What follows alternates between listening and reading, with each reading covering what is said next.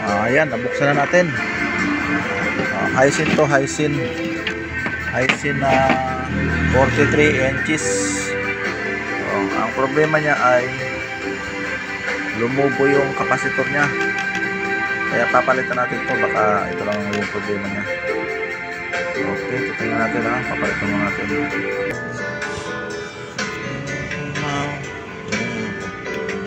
Napalitan natin ang kapasitor. Kapasitor niya lumubo, babalikan natin. Ito natin kung maandar ba siya.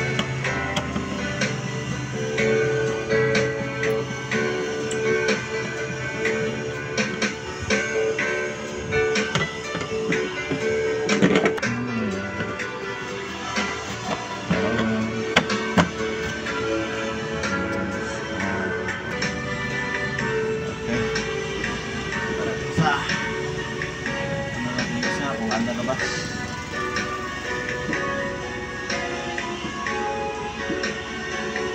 Ayun. Okay. Bango siya.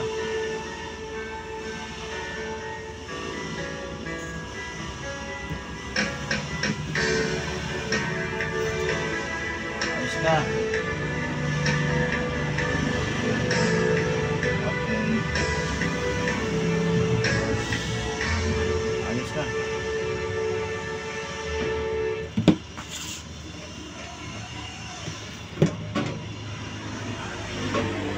Dalawa to yung ayos ko.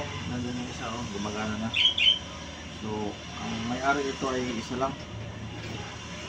Binala to kanina sa akin. Pero ngayon gawa na.